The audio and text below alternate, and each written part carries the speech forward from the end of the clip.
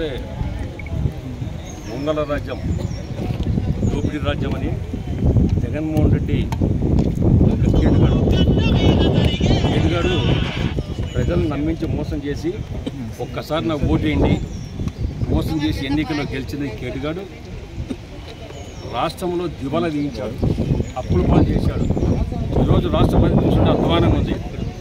అది దానిపోను వైఎస్ఆర్ పార్టీ కార్యాలయాల పేరుతో ఓ చట్టం తెచ్చాడు, ల్యాండ్ యాక్టింగ్ చట్టం తెచ్చి దాన్ని ఏదో ఒక విధంగా రాష్ట్రంలో ఉన్నటువంటి అన్ని జిల్లాలలో వాళ్ళ కార్యాలయాలు ఒకే డిజైన్ ఒకే కథ ప్యాలెస్ మాదిరి, అంటే రుచికొండ ప్యాలెస్ ఎట్టుందో ఇక్కడ ఏ జిల్లాకు ఆ జిల్లా ప్యాలెస్ మాదిరి తయారు చేసుకునే దానికి ₹1,00,00,000 వెచ్చిచ్చాడు. ఈ ల్యాండ్ యాక్ట్ అని చెప్పేసి పక్క మోసం దగా, కేవలం అది ఎవరి కోసమో కాదు, ఈ పార్టీ కార్యాలయ స్థలం అంతా కొట్టేసేదానికి. సుమారుగా ఈ స్థలాలు లెక్కేస్తే కన్స్ట్రక్షన్తో కలిసి స్థలం అంతా కలిపి ₹3,000,00,000 అయితే ఎవడం కోసము జగన్మోహన్ రెడ్డి యాక్ట్ తెచ్చి జగన్మోహన్ రెడ్డి ప్రజలు ఇంకా మోసం చేస్తావా? ఇంత నీచుడివే. ప్రజలకు ఇచ్చిన మాట ఏంటి? నువ్వు ప్రజలకు నేను ల్యాండ్ యాక్ట్ పెట్టి చెప్పేసి చట్టం తెచ్చి పెడతా అని చెప్పేసి ప్రజల సొమ్ము దోచుకుంటావు. దుర్మార్గుడు కూడా ఇవాళ అడుగుతున్నాం. కేవలం సరే దోచుకున్నావు అది అందరికీ తెలుసు, కానీ ఒక చట్టం ఉంది. మున్సిపాలిటీ అంటే మున్సిపాలిటీ కాంప్లెక్స్ మన కమర్షియల్ ఇది కార్పొరేషన్ దానికి మీరు పర్మిషన్ తీసుకోవాలా. కన్స్ట్రక్షన్ తీసుకోవాలంటే పర్మిషన్ తీసుకోవాలా. ఎక్కడ కూడా అనాథరైజ్డ్ అనుమతులు లేకుండా, ప్రభుత్వ అనుమతులు లేకుండా కన్స్ట్రక్షన్ చేశాం. ఈరోజు ఒక ముఖ్యమంత్రి రాష్ట్రాన్ని పరిపాలించే ఒక ముఖ్యమంత్రి ఇటువంటి దొంగ పని చేయొచ్చునా? ఎందుకంటే జీవితంలో ఫస్ట్ నుంచి చిన్నప్పటి నుంచి మీ నాయన జేబులో డబ్బులు కొట్టేసి దొంగవును ఇదే అలవాటు. రాష్ట్రంలో ప్రజలు కూడా దొంగతనం చేయాలని చెప్పేసి నువ్వు కుట్ర పన్నావు. ఈ కుట్రలన్నీ ప్రజలు గమనించారు, చిత్తుగా ఓడించారు.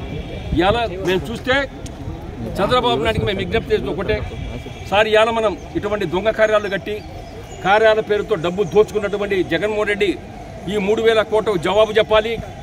దీన్ని ఇమ్మీడియట్గా ప్రభుత్వం స్వాధీనం చేసుకొని ఇమ్మీడియట్గా కావాలా. ఎందుకంటే అనాథరైజ్ కట్టినటువంటి ఇది లీజుకు తీసుకున్నారు. ఈ లీజు కూడా సక్రమంగా లేదు కాబట్టి వెంటనే దీని మీద చర్యలు తీసుకోవాలి.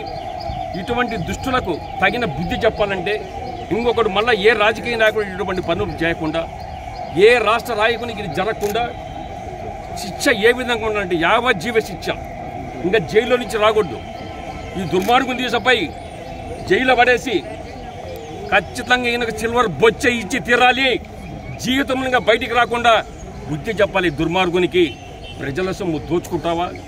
నీకు ఏం చేస్తావు అడుగుతున్నా. ఇంత డబ్బు ₹1,000 కోట్ల కొట్టేస్తున్నావే, లాస్ట్ సచ్చేది ఎక్కడ? సచ్చేటప్పుడు శ్మశానంలో కట్టెలు చేస్తారు, కట్టెలతో కాలుస్తారు. నిన్ను కాదు ఎవడేస్తారే, కానీ నేను బంగారుతో కాల్చరు. నీ దగ్గర ఒకవేళ డబ్బు ఉందేమో, ఒకవేళ బంగారుతో ఏమైనా కాలుస్తాడే కాలిపుచ్చుకోవటమేమో మాకు తెలియదు, కానీ అంత డబ్బు ఉంది. కానీ లాస్ట్కి అందరు శ్మశానం పెట్టోళ్ళము. ఇటువంటి దుర్మార్గం పనులు చేసినందుకు సిగ్గు లజ్జాగా తెచ్చుకో. అసలు నేను చెప్తున్నా, రాష్ట్ర ప్రజలందరూ ఉమ్మిస్తున్నారు. ఒక ముఖ్యమంత్రి హోదాలో ఉండి ఇటువంటి పనులు చేయొచ్చునా? చూసాం లోపల ఫర్నిచర్ ఎవడబ్బో సొమ్మురా నాయన, ఎవడబ్బో సొమ్మది. సోఫాలు డోర్లు ఇంతలా ఉన్నాయి అంటే ఏమైనా చౌకట్లు, ఇంకా డోర్లు ఇంతలా ఉంటాయేమో. దొంగతనాలు చేయడం నెంబర్ 1.